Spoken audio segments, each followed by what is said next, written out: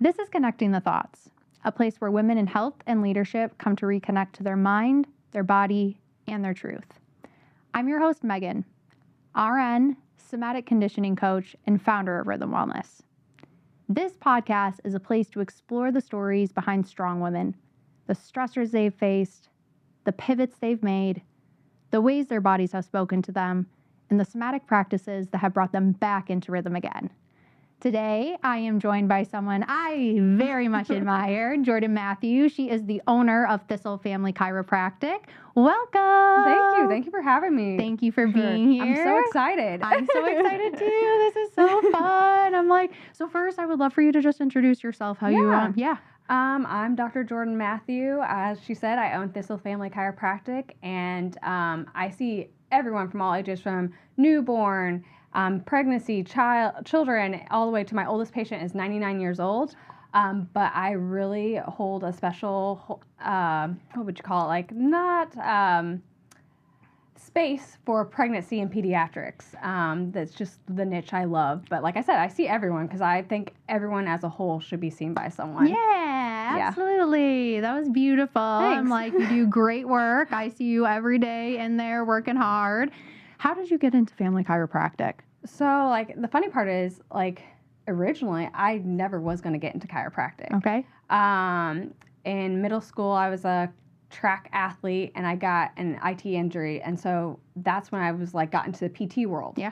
And I was like, I'm going to be a physical therapist. Well, going through undergrad, I did my majors and degrees in athletic training and exercise science, and, like, I found out I didn't have the best advisor in undergrad. Yeah. But, she was that person, like, you go in and you tell and all that stuff. So then when it came to my junior year, she's like, oh, have you done the prereqs for PT school? And I was like, no, we haven't talked about this. So I was like, you know what? I'm just going to finish my degrees here and go somewhere else and get those. Yeah. Because I came to find out my senior year that at some of the schools for PT, my anatomy and physiology did not count because we didn't have labs at my school. So I was going to have to retake those anyhow, and I couldn't take those at my school. So why am I going to take? Why would you even? Chemistry and physics and all that stuff when I just need to go somewhere else anyhow. So then I went to a college 20 minutes down the road and did that. And that's when I first heard about chiropractic, kind of. Like, I hadn't known anything about it. And then that following spring, when I was, like, in those classes and stuff, I remember one day in the morning, I got a call. And my mom's like, hey, by the way, we've been at the ER in Cape Girardeau, Missouri. I don't know why. So it makes me cry. But your brother's been in a car accident. Oh, my goodness. And he was freshman in college. Yeah. He was the #1 pole vaulter at a NCAA school called SEMO. And she's like, he's fractured 2 of his lumbar vertebrae, ruptured his spleen. And so luckily, everything pulled through. He didn't have to get his spleen out. Good. Everything went through. But they told him, like, hey, there's a possibility you might not be able to pole vault ever again. And so I found out that first year I got waitlisted getting into PT school, and I was like, okay, whatever. And then, like, the second year was looking like it was going that. But then during that process, my brother was seeing a sports chiro at his school because they had one hired since he was in a D1 school. And all of a sudden, he was pole vaulting in #1 again. And I was like, you know, if I don't get into PT school this year and I get waitlisted again because it's very highly competitive, I'm going to look into this because, like, this seems like something really cool. Yes. And so I got waitlisted. I was like, I did the school tour, and I was like, I think this is what I want to do. So then I applied, got right in, and I was like, oh my gosh, like, cool. I got right into this school. This is great.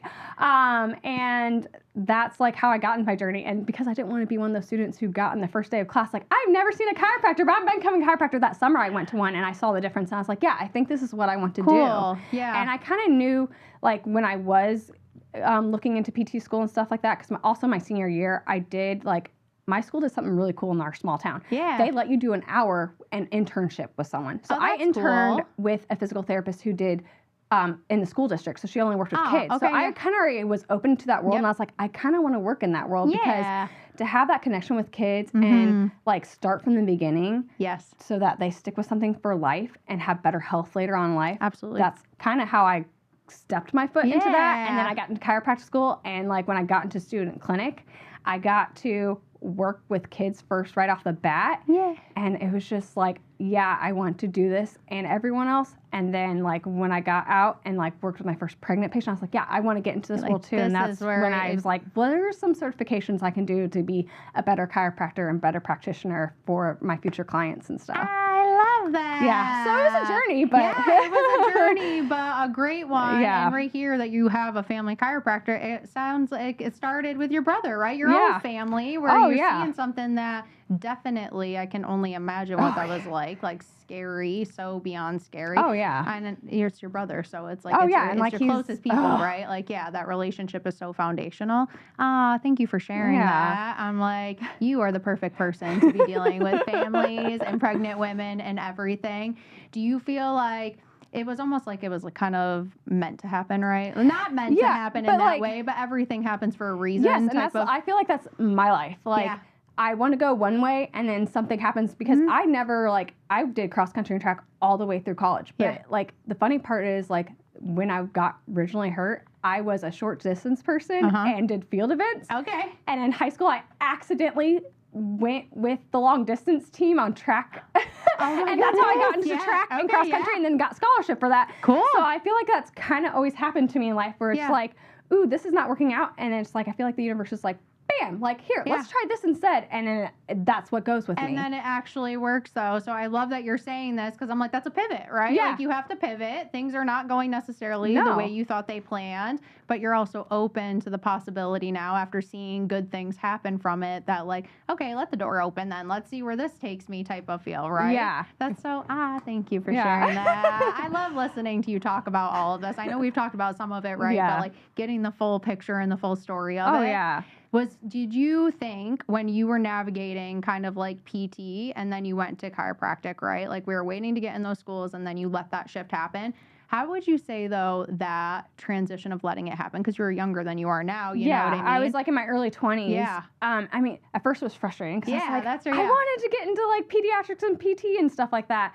But then like once I got to chiropractic school, I was like, you know what? Like, I like this aspect. I like treating a person as a whole. Because like, and PT and chiropractic go well together. Yes, like, hand in hand. Because like sometimes I have patients who are like, hey, so I feel like I need to go physical therapy, but do I need to stop you? And I'm like, no, we work together. Yeah, like, it's hand in hand. Like, I'd rather you go see both. But like, 1,000%. I like the aspect of a chiropractor. Like, I love how I get to treat the patient and see a whole nother aspect, and it's not just exercises. Yes. Like, yes. I you love get to put your hands on in a place I that love they being cannot. hands-on. Yeah, like, I feel that's where the healing happens. Exactly. It is. It's like that is your mediumship that you use. Absolutely.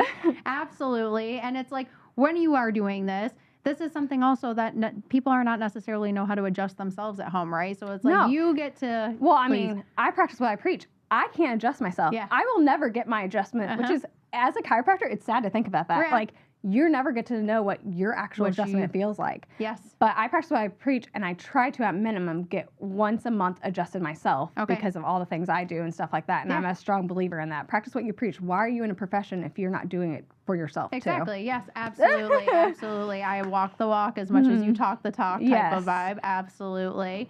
Where would you say now, as you have transitioned like through your career into Thistle coming about, how would you say navigating and opening your own practice started to go?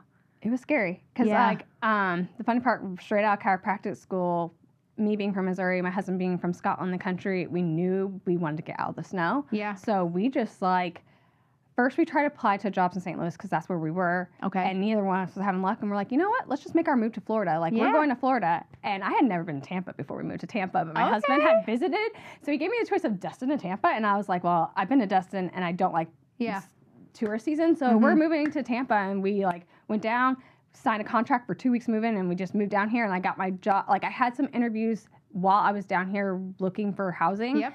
But the funny part, the call that I got for my first job, I was on the beach like the week after we moved down, and then like I went in for the interview, got in, and I worked there for 4.5 years, and I kind of like transitioning, like I loved my old job and all that stuff, but I wanted to be my own boss. I had a different philosophy. I wanted to see the person more than just a number. I wanted to get to know them. And if I need to spend more time with you than 15 to 10 minutes, then we're going to spend the time. And I want to get to know you individually because I've learned that chiropractic is not just the adjustment. It's the nervous system. And sometimes people need to talk about what's going on in their life to let that out before the adjustment, so the adjustment can hold and stuff like that and help calm down the nervous system. Absolutely. They need to release and let go instead of holding tight, so that your work that you are doing does put them into a place of like equilibrium and balance. And if I don't know what's going on in their life, then how am I ever going to know that? Yeah, you actually see them. Yes, absolutely, which is what we wish that everyone could do, right? But this is where you're so special and why you have your own practice now and you get to do that.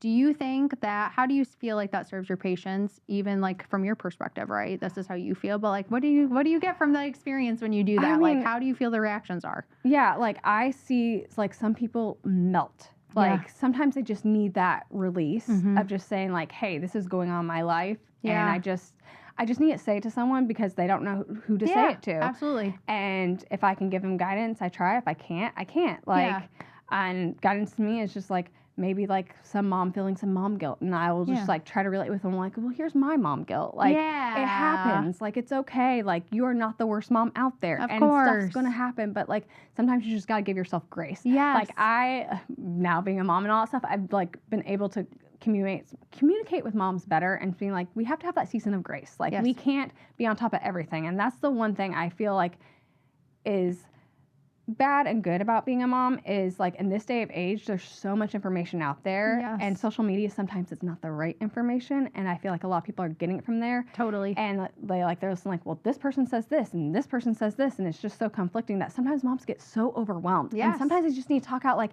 hey, I'm going through this and I don't know if this is normal. And it's just, I can relate to them now and be like, no, I'm going through the same thing. And this is what I have found, but it might not work for your child. But like it's just nice to be there for them. It's community building in a way that the internet is such a beautiful thing. I don't want to take away from that. But we miss that interaction of a real person. And kind of where I want to go with what I'm saying is like the internet, there's so many different things. And yes, a lot of it is like a little foo-foo-y, right? It's not necessarily tried and true. And they already have so much else on their plate that they're stressed out about that now their head is just going this way. Do I choose this option? Do I choose this option? I wanted to say you're the grounding space for them. Like you are the anchor to the earth, right? Like I can talk to someone that's a real person. I know you. You build trust with them because you are such a great, like and you that's give the thing, that if warmth I don't know the answer, I know other providers that I can hand them off to. Like, hey, I don't know this answer, but like if you want to know more answers, like here's a list of providers that I trust that you can talk to about that. Which is so authentic too, right? And just being like honest and open with them because that's relatability too. Because for one, there's no perfect person anywhere. No. And for two, if we had all the knowledge, like those would be a different world if everyone had all the keys to it. You know what I mean? But it's like, you know so much. And that shows people too. I am the same exact way. I always tell people if I don't know something, I'm like, I will try to figure out where I can, you know what I mean? My resources. Who knows this? And I'm building connections. So beautiful, so awesome that you do this because women need this. And it's like, that's a vulnerable place. As you see it in your practice too. Like, it's so stressful being a woman these days. There's just so much happening. Absolutely. And we have so many options, like you just said, of what we can do that we have literally no idea how to come back to center. And so this is so cool. And I was going to already ask you about this. Talk about being a mom a little bit. And like, that is not easy. Whatever you feel comfortable to share right? It's not easy.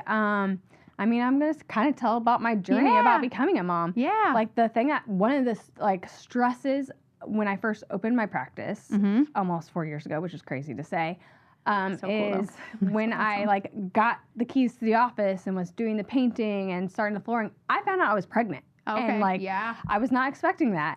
And it was just like, okay, I'm opening a practice. We're having a kid. Like, this is happening. And then I opened my office officially June 1st, 2022. And a few weeks later, I went to my first ultrasound, and the baby was measuring behind. And the doctor at the time did not tell us that the heartbeat was off. And she's like, okay, let's just have you come back next week. Maybe you had your dates wrong and all that stuff. I'm like, okay. And so I showed up by myself because my husband's like, I can't take another day off. I went there and come to find out, nope, I had a miscarriage. It had died the day after the ultrasound. Oh my God, Jordan. And and I had just opened this practice. So then like that was hard in itself. Yeah. And it sucked going through that journey because then that was June 2022. Then in February 2023, I had another one. And then June 2023, I had another one. So I had 3 in a row. I'm going to give you a hug after this. Yeah. Keep going, please. So, like, it was hard. That first year was hard because, like, I didn't really market myself or anything like that because I was just in survival mode at that point. But I take everything, like, that negatively happens to my life and try to put a positive spin on it.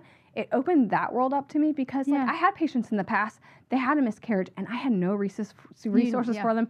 I didn't know how to feel for them and, like, what I should do and all that stuff. So it kind of opened me up into this world, like, I never want anyone to go through that, but if they do, like, I've been there, I can be there for them. I can give them the resources, like, here, this is the journey I took, and here's these groups and this group and stuff like that, and here's this provider that can help you. And so, that happened, and then finally when I got pregnant with my son in October 2023, like, it was a scary journey for me. Yeah, like, you're on I edge was all waiting the for the time. shoe to drop all the time, and it was just, like, not a fun pregnancy. And so, like, I now can be there for moms who have had this fertility journey. Yes. Like, hey, like, I kind of had something similar to you, and, like, take a breather. I know it sucks sometimes, like, because you're waiting for that foot to drop or that shoe to drop, but just breathe because, like, you're going to get to that end of tunnel and finally have that baby, and it's going to be the best moment of your life. Wonderful. And a wonderful journey. Yeah. Like, I love being a mom. Like, my son is now 20 months, and I can't believe I'm about to have a 2-year-old in, like, 4 months.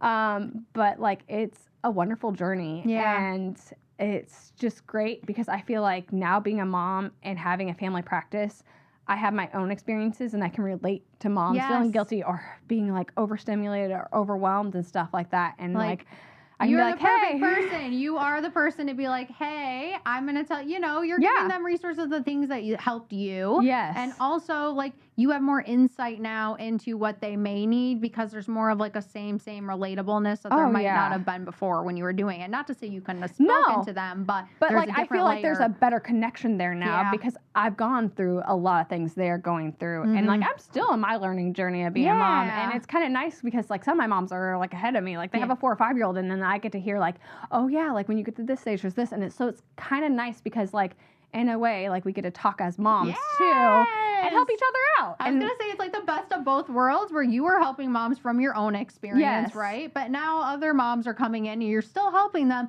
but you're also learning yourself. Like, you're getting to, like, you're just making yourself a better person also, and it just, like, shows, like, I feel like when COVID happened, like, the world lost a sense of community. Yes. And it's, like, definitely showing. Absolutely it is. Because, like, I feel like a lot of moms these days don't have that community. And I hope to one of these days start to build one. Like, I'm in the works of maybe creating something. I already go to a mother's group already. And it's a wonderful, and, like, anyone's can come. Please. It's the last Monday of the month at Seminole Heights Library. It's from, like, 6 to 7:45 at night. And it's nice. You can bring your kid and talk to other moms about what's going on. That's perfect. But, like, I feel like there needs to be more of that. More than just once a month on a certain day type of vibe where you can come together and do this. I love that you are saying this because we do need more of it. And so many things that I've seen just being back in Tampa area, like, different people are now popping up on my feed and stuff. There are, but, like, tiny mom groups almost. Like, there's 2 moms or 3 moms that are kind of clicky, not in a click way, but, like, they're their own community, right? Yes. But it's like, why can't that 3 and these 3 and these 3 come together? Now you have way more, but please, I just feel like we lost that during COVID, and, like, I know it's starting to happen again, but it's going to take some time. Because it's just hard. It's like a rebuilding. Absolutely it is. And I think that is COVID we all saw it, right? But, like, it sucked people almost in. So now it's like to be vulnerable again seems like such a scary and foreign place. Yes. But this is where thank you for coming on here. And thank you for letting everyone know because it's like there are people like you out there. Like, there are people that want to genuinely connect with you. It doesn't mean, this is also, I feel like the barrier sometimes is that, like, everyone doesn't have to agree on every single thing either. Like, there is room where we can agree to even disagree. It doesn't need to be that we don't like each other type of thing, exactly. Right? Like, when moms come into my office and they're stressed, I'm like, I'm here not to judge you or shame you. I want you to say what you want. And then, like, find that, like, space for you to figure out what's going on and stuff like that. Like, just because I do something different from you does not mean it's the wrong way. Exactly. There's no right or wrong way. And even think about it, like, I have a younger sister. even the difference in how we grew up, like very same house, yes. same everything, but like we did not get treated as the same child, you know, No, there's differences exactly. there. So it's like, there's no competition. Everyone has their own. It's like, this is a resource of like just what you could do. There are possibilities here versus the latter where you were saying before, moms feel alone and they feel like they don't know where to go and they have no sense of community. And so yes, I love that you want to do this, and you already know, I'm like all about bringing the like girlies together in community. Yes. I don't have my own baby yet, but one day, but I can even see this and relate when like I've had friends that have been pregnant in the past too, and where I've seen this is they almost feel like they don't have any friends anymore. Like they've lost their whole social circle because they're having a baby now, and it's like, just because you guys aren't necessarily going down the same road at this point in time doesn't mean that you can't find other things where you can support each other, right? Oh, yeah, it's just a different season. It's not a complete, you know. Yeah. Oh, no, it's crazy. Like, because I see that in my practice, like, where, like, they're the first ones to have kids. And I'm like, that's okay. Like, you can have different friend groups. You can have your friends without kids, and you can have your friends with kids. Yeah. And so you get that, like, because I think that also, like, sometimes as a mom, you pigeonhole yourself and, like, sometimes don't get out and do things you need to do. You're like, no, I got to be this mom, and I got to protect this child, and I got to do this and this and this. And, like, I went through that. And that leads you down into postpartum depression, which I went through, like, last January and stuff like that. And it's hard. Absolutely. It really is, because sometimes you get yourself in this little square. And so, like, it sucks going through that. But again, I've used that to help other moms not get that way. And I'm like, no, go to therapy. Like, go see a psychiatrist, because postpartum depression is like a whole different thing in itself. Yeah, and it's real too. Yes. The fact that there are so many moms, I'm like, again, I'm not even a mom, but I know this. Like, so many moms that get told that it's just your hormones are coming back into balance. Okay, well, can I get some support here? Like, do you know what it feels like internally? And like, again, I'm not speaking from being pregnant, but I've had my own just things with my own GYN history, right? Where it's like, there is an answer here. It's not just go send it to the world and like deal with it yourself. Like, there are things. And so for you to even be able to speak to someone about this, girl, also, I just want to tell you, like, you have alchemized through so much pain. Like, you have risen above, and it's not easy. And so it's like, it's not. Yeah, you're so strong though. So I know, strong. And that's what, like, I like going through those and going through that. I kind of knew I probably would go into postpartum depression, because with each miscarriage, 3 months afterwards, I got postpartum anxiety. Oh, okay. Yeah. You could feel it. All right. Yeah. So and that's the thing. I didn't even know postpartum anxiety was a thing until, like, I joined, because there used to be this group that did have all these groups, but it kind of has dissolved, and it's kind of sad, because, like, I was like, when I got pregnant, I was like, oh, I get to, and then, like. Yeah, and then it almost, Yeah, that's but unfortunate. I went to because, like, one of the doulas I was friends with, she's like, you need to come to this, because even though you've had at that point I had one miscarriage, because the second miscarriage I was going to that group. She's like, you're going through postpartum, and I don't think a lot of people know that. They don't understand it, no. That, like, you are technically going through a birth. It's not the big birth, but you're going through that, and you might have postpartum hair loss after that. You might go through postpartum depression and postpartum anxiety. And I didn't even know what postpartum anxiety was, because, like, I think that recently has just came out. Most people talk about depression, but not anxiety. Absolutely. And that's when I was like, oh, this is what I'm going through. Yeah. And then, like clockwork, after each one, it was 3 months afterwards, and it was just crazy. And so I had to get professional help for that. So I kind of already knew to expect that, but then, like, depression is like a whole nother thing to itself. Yeah, it's a whole other ballpark. And I do want to touch a little bit on this, and we don't have to dive deep, but, like, people need to know that going to get help is okay also. Yes. Like, there's such a stigma on mental health, and there is. There's something, it's okay. Like, there's something a little unbalanced, if you will. It's not that it's completely messed up and the system is broken. No. You just, their levels are not the way that you are going to function the best, you know? It's like, but people don't understand that, please. I'm like, you go, but it's more people need to know that it's okay to go there. No, it is. And I think, like, because when you get into that depression, it's hard to ask for help. Because I feel like sometimes you don't want to say, yes, this is what's going on. And you don't want to admit it. And, like, and stuff like that. Luckily, I did not go down to, like, the hallucinations and, like, all that aspect. And I know there's moms who have, like their I know someone who has gone to that, and she had to get Baker acted and all that stuff like that. And so, like, but, like, it's just hard, like, because she gotten so locked in. But, like, sometimes, like, you do need it, like, when you start seeing the warning signs, like, it's not bad to ask for help or go seek out help. Like, do it. It's better for you, your child, your family, and everyone in the long run. for everyone. And it's like, I think where the scary part for moms can probably, again, I'm not to speak to this, but I can imagine the scary part is that, like, someone might take your baby away now. That is a huge, I feel like I've No. heard this from moms before, Yes. right? Like the fear is that they're an unfit mom now, and they just went through all of this and they're going Yes. through this now. And now the one thing the whole reason they're like this, you're going to take it away. And That is where, I was scared about that, but I Yeah. finally went to my husband and I said, hey, this is going on and I need help. I need help. Yeah. Yeah. I need help. And so like he allowed me to go up and see family. And then while I was up and seeing family, I made an appointment with a psychiatrist and I got it worked out and stuff like that. And so that was so much help to like, it's scary to tell someone else like, hey, I'm going through this. Of course it is. Because it's vulnerable. It's so vulnerable. And like to be fully seen by someone, that's where trust now comes in, right? Do you feel safe enough and trust them that like you're not going to now go somewhere you didn't want to necessarily go? That's huge also that you had support. How would you say, this is great. I just want to touch on this because it's so huge and I definitely resonate I feel like with this. It doesn't get spoken a lot. It doesn't get spoken about enough. That's why I'm like, I want to just take like a little minute to talk about this. When you were going and like seeking therapy and everything else, how would you say your support system outside of that was? Like your husband sounds like he was wonderful, right? Like how were the other relationships in your life, right? Like because I went to a miscarriage full cycle loss support group, when I started having the miscarriages and stuff, like I created a good community in that aspect.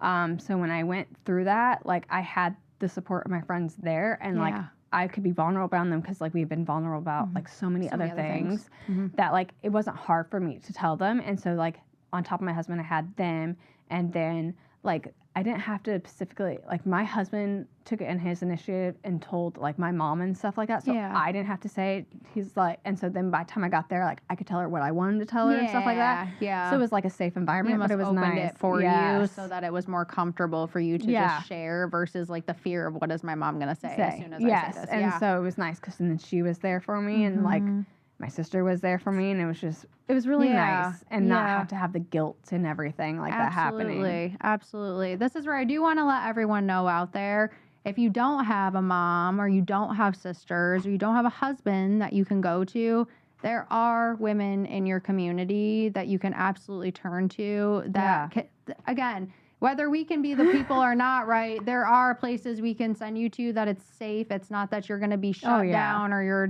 children are going to be taken away. I always like to create that safe space. This is where I'm also so real. I'm not dealing with postpartum and stuff necessarily to what you're dealing with, but I still would find the person. Does that make sense? Like, and that's the thing, like, me, like, I'm like not the all and be all but like I can lead you to where you need to go for that. Absolutely. Because like I've been there and been through it all and stuff like that, and like it's okay, like because I know like because I'm still breastfeeding at 20 months, but it's like I know like for me and my thing, I was like, well, what drugs can I even take to help me get out of this? I don't like taking drugs, but I knew at that point I was like, I have to take something.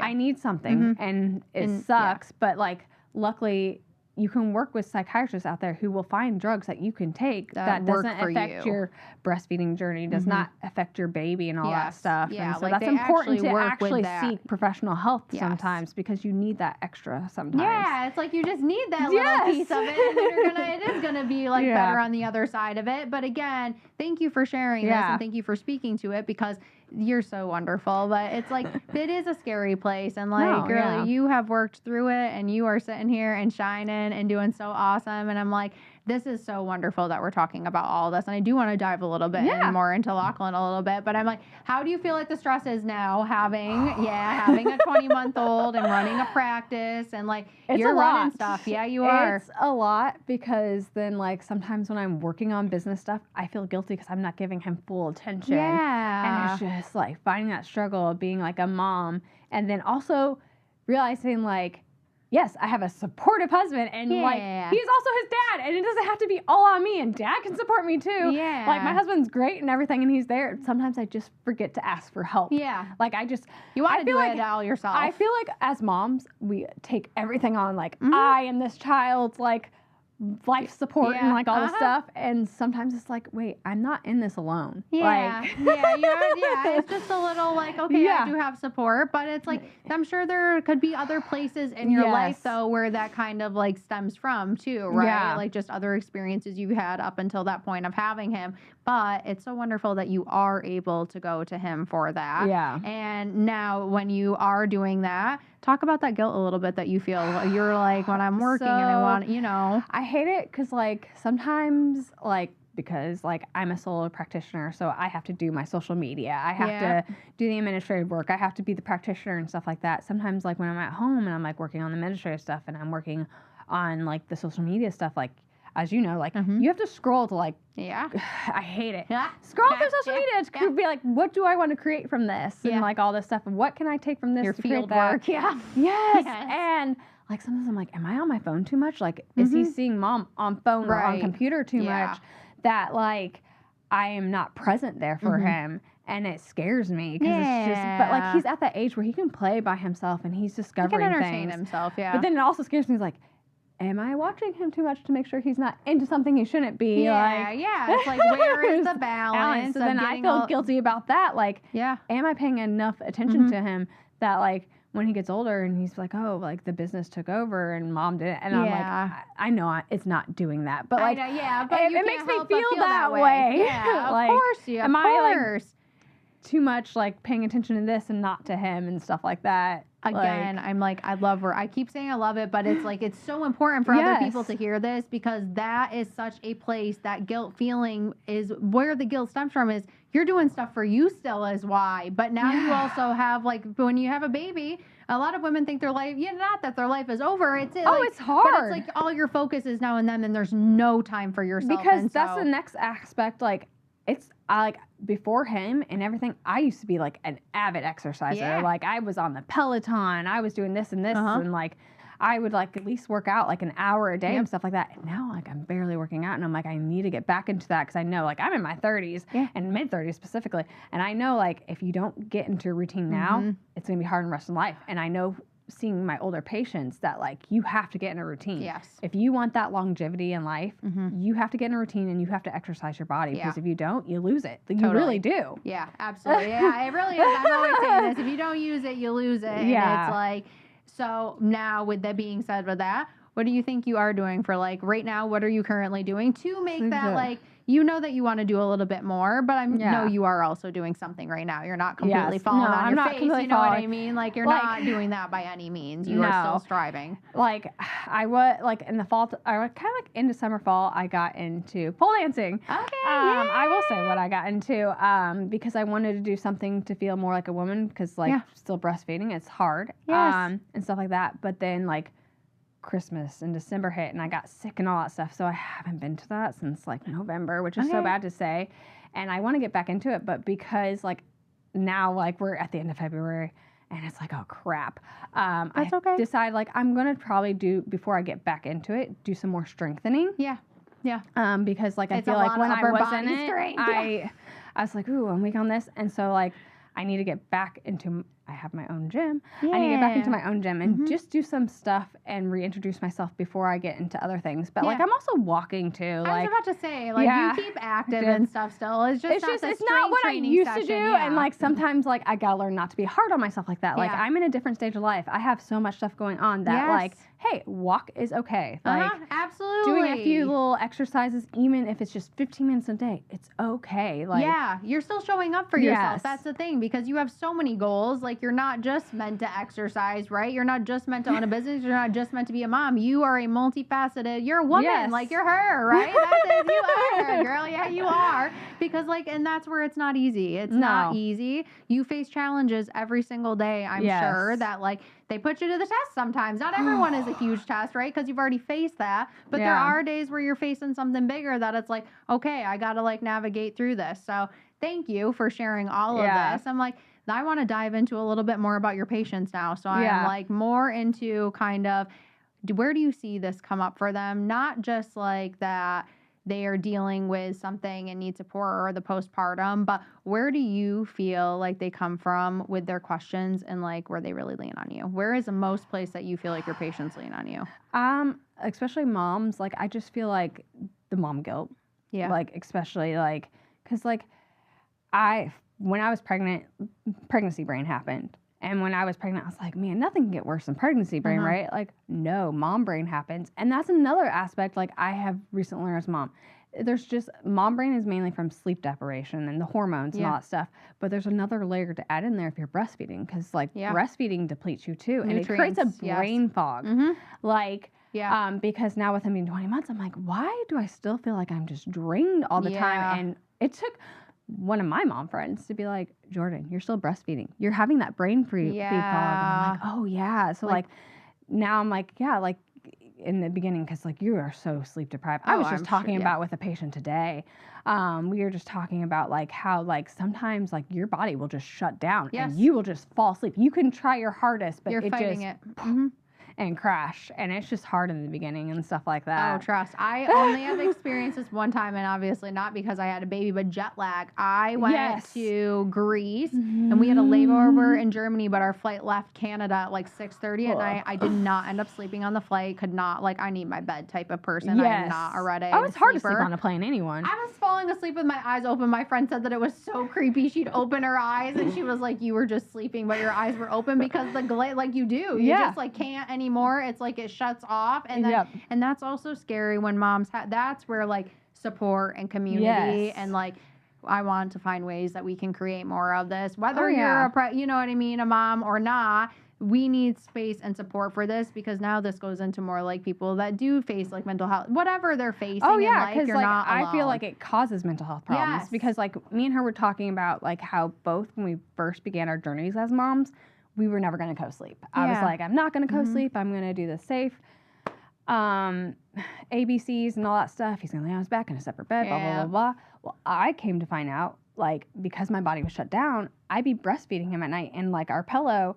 And all of a sudden, like, I'd fall asleep like this, and I wake up, and I'm almost suffocating. Like, and I was just like, I can't be doing this, but I couldn't help that was happening because, like, you're waking up every 2 hours, and, like, of course, the problem with waking up every 2 hours, like, that means you're not getting a full 2 hours. You're never getting the full cycle, because, like, they're feeding from you. You're not, you're awake not actually, it's stimulating. You're still stimulated. Oh, absolutely. So, you are. like, I know you are. I finally got to the point where I was just like, okay, and I actually talked to one of my patients who was doing co-sleeping, and she's like, Jordan, here's the resources of safe co-sleeping. Okay, good. Like, and so, because like, I should have done this. I started back working at 6 weeks postpartum, which was not smart. But I did a different schedule. I only did my Monday, Wednesdays, and Fridays, and took off my Tuesdays and Thursdays, where I normally like Monday, Tuesday, and all that stuff.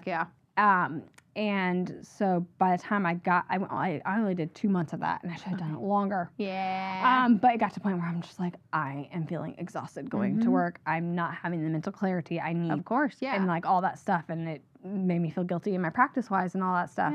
So then that's when I started, and that was like 5 or 6 months that I was just like, I can't do this anymore. So then I found the safe practice of that, and now I have a co-sleeper with me.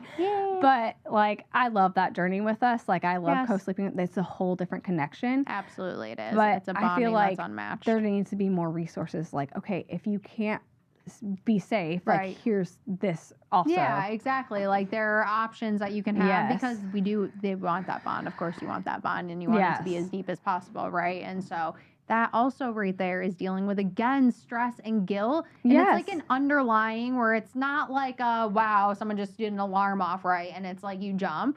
But it's an underlying stimulation because you're still riding with like a fear, like if this happens, like, you're just like, if this happens, this is going to happen. If this happens, this happens. Well, like, and that's the thing where like my losses come to play. And I think that's why my postpartum like depression happened, was because like, even though like I now have my rainbow baby, like I don't want to lose this kid because of this like mistake and like all that stuff. And so like I've learned like to be in therapy for that, because like I can't have a single like this might happen and this might happen, like you can't be, because then like what is that going to do? I'm going to be in that's not a survival mode, and that's not the way to live. And then survival mode, like that's not a good example for him, like that's going to lead to him to go out into the world and I'll be just trying to strive on like adrenaline and all of that. Absolutely, which is such a good mama, because again, you're showing up for you because you know you need it.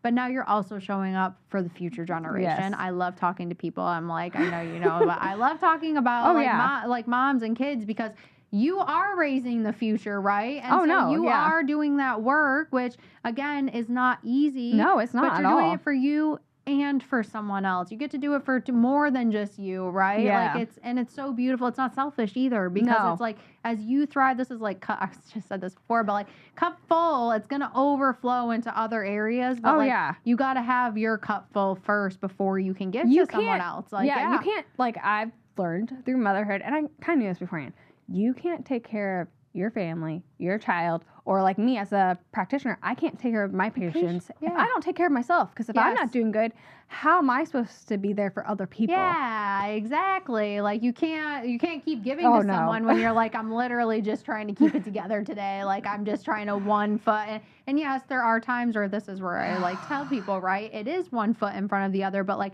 you're not always thinking about the one foot in the other forever either, though. Sometimes you do have to slow down a little bit so you get that like habit and path, because now we're learning patience, right? Now we're learning like, okay, I got to take a second to just pause a little bit before, because we want it. We want all the things and we want them now because our brain is telling us in that moment, like this needs to happen. And so it's like, you're regulating. You are regulating. Do you do any like breath work or anything like that? It's okay, yes or no. I'm just curious. I try to. Yeah. So like because I have ADHD. Yeah. So I go through my spouts of like, okay, I'm going to do meditation today. I'm going to at least do it 10 minutes in the morning. And then sometimes I get off keel at that. Like January, I was doing good at that. This month, I have not been good doing that. So I'm like, okay, March, we're going to try to do what we can. Yeah, we're going to get there. I'm ebbing and flowing on that all the time. It helps me, but it's my ADHD brain like staying on it. If I don't make it a part of routine, I get out of it easily. Absolutely, absolutely. Like it needs to be, because ADHD creatures of doing a routine. Like you can, I'm sure you also can eat like the same food for like weeks in a row. I'm actually opposite of that. Okay. I'm like, I am the person that can eat the same meal like 3 months. People are like, aren't you sick of that? And I'm like, I'm okay actually. I will get into like certain snacks like that. Okay, like I'll eat a certain snack that way. But meals, like, because he does not have ADHD, but he's that person, he'll eat the same meal over and over again. And I'm like, I cannot have the same meal over and over again. Yeah, you're like, I can't do this right now. I need variety. I need difference. But also, that's where the spark comes from. And like, that is also a good place to do where you need variety, because right here with an ADHD brain, like, oh, yeah. I'm like a little here too, okay? I'm like, you're totally okay. But what I was going to say is like the nutrients. You need those different nutrients for your brain to get that alertness, because like sometimes there are just some things going a little whatever. And it's like those nutrients from the food that you're eating is absolutely what's helping you and down. That's the thing. Like I didn't get diagnosed until adult, because I wasn't the typical ADHD person. I was a straight A student. I was like, and I think like, in like high school and college, like undergrad specifically, I was good because I had my sports, I had my other activities, I was in sorority and stuff like that. And because like that's, they say like for women to mask, they can do that, and if they have it in control, it's fine. It's okay. It's fine. Yeah. It's when I got to chiropractic school, it's when I got diagnosed. And it's just like I like all of a sudden was not doing great, and it's just like, what is going on here? And like, then I was like, maybe I need to. So I went to like the people who do special accommodations. Like, okay, like you need to go see this person and this person, get tested for this, and you can get special accommodations. And then all of a sudden, I was doing good again. Good. And like got assigned to a psychiatrist and all that stuff then too. But it's hard. It's hard. And like being a mom is a whole new level. Like I have like a few times hit ADHD burnout, and like that's a whole thing in itself too. Yes, it is. Absolutely it is. So when you get to that point, I'm like, I don't want to go like crazy on it, but I'm like, what do you do if you feel like to like come back out of that a little bit? Well, that's when I like tell myself, okay, I need to get back into meditation. I need to get in some more exercise, because I find out meditation, like breath work and exercise, is what helps ground me. If like the trifecta almost. Yeah. Because you need both. You need to come back down, but you need to get the energy out still because of that active part of it. So you need the exercise to find, absolutely. And it's finding that balance. And people don't realize, like, when you have other things going on, like ADHD, anxiety, and stuff like that, you have to find multitude of things. It can't just be one thing. And I feel like people are like, if I do this one thing, it's going to be that's what it's like, this is an evolution of self, right? Like there are some, and there's also some trial and error for what works for you too, right? It's different for everyone. Like there are probably the things you did try, right? And like you found that this was like the trifecta that works for you. That doesn't mean that everyone resonates with that, but I found out I cannot be a person who takes Adderall. Like it helps me focus, but it made me lose my appetite. But then I'm already like a small, high metabolism person anyhow, and I cannot do that. Yeah, and that is self-awareness too. That you're seeing it, and I'm like, your background kind of probably helps us a little bit, but it's like you are being aware in that moment that like, this is helping me here, but now I can see where this is not going to help me on another. You're going to have a different problem. Like, it might help this problem, but now you're going to have like a different problem you're going to have to battle. And so that the awareness, though, is like key. And it's also making choices that, again, are not so easy in the moment, because, yes, I would love to just do the one thing. Then I don't have to think about all these other things, right? I have time for other stuff in my brain. But you also know that finding what worked for you makes you feel grounded and makes you feel regulated. You feel like you can live your life and don't want to rip your hair out because what the heck is going on, or there's not a tornado in your office every day, right? Like, trust, I already know, girl. I already know. It's okay. No, you have a beautiful office. But yeah,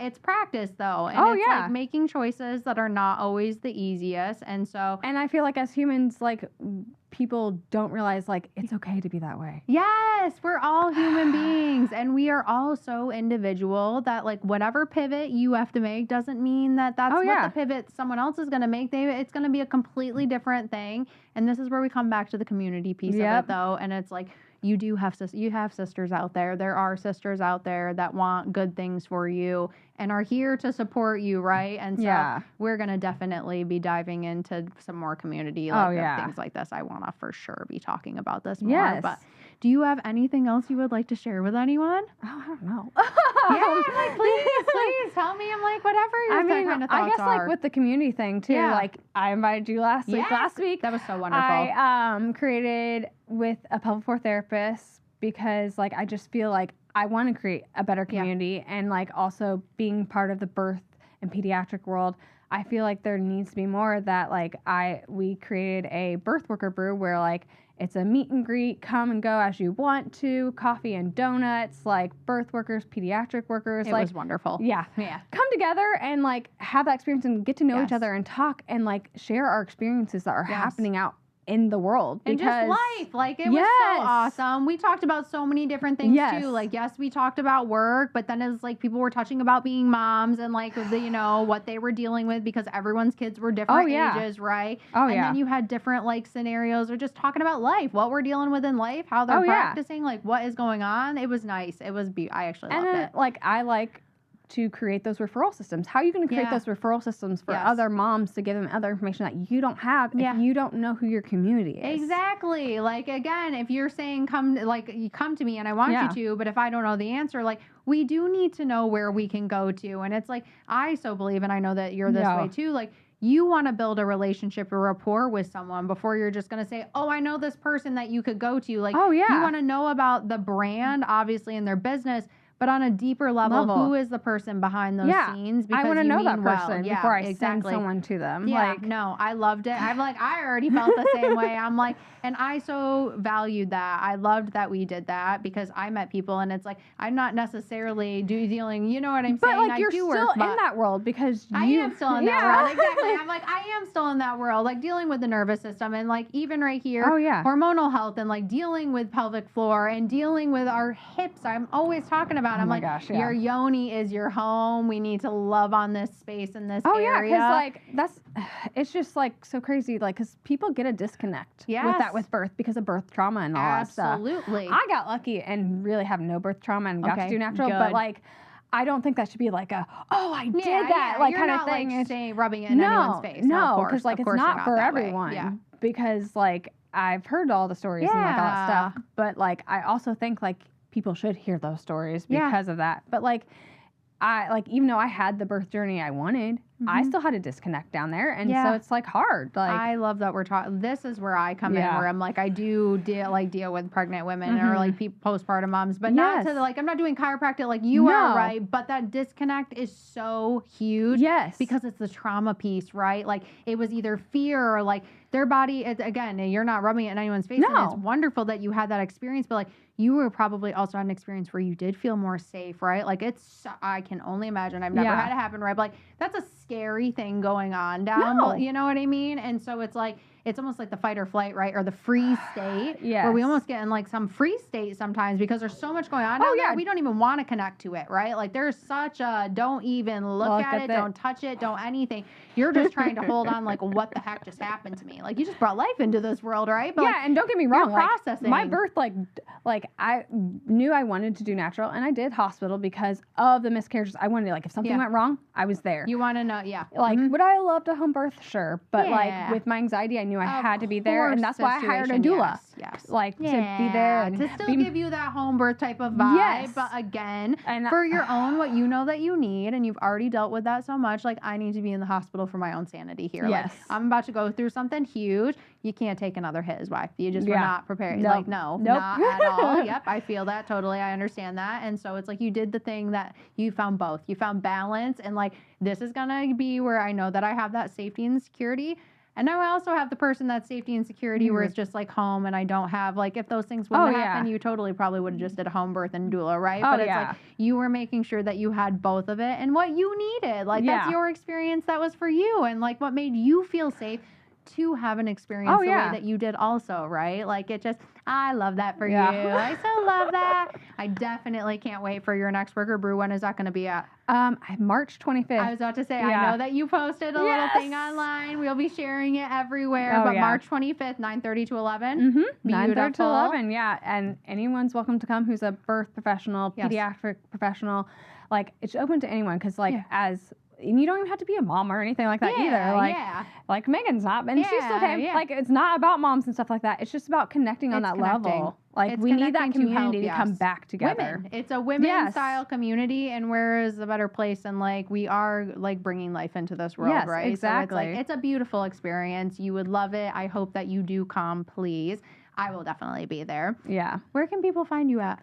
So my Instagram and Facebook handle are at Jordan Matthew DC, and Matthew is MATTHEW, no S, 2 T's. I was about to say, I know as soon as it came out, I put Matthews, and I was like, ooh, I wanted to suck it back out, but I knew you were going to introduce yourself, so I was like, it's okay. I'm so used to it now. Okay, good. I was like, I do that every time to you, too, and I feel so bad because you have told me this before. That, like, I'm sorry. I just don't correct people anymore. I know, but I want you to correct me because I want to say it the right way. You deserve that. But, like, you deserve that. I mean, I've kind of, like, because my maiden name was Locke, L-O-C-K-E. Okay. So I kind of, like, used to it because, like, people used to be like, Locky, and I'm like, it's Locke. The E is silent. Or if they didn't know the spelling, they not have the E on there. So I was kind of used to it, but it cracks me up because my name is Jordan. Yeah. And it's a gender bender name. Like sometimes when I've gone to doctor's offices, like Matthew, Jordan, Matthew. And I'm like, do you mean Jordan Matthew?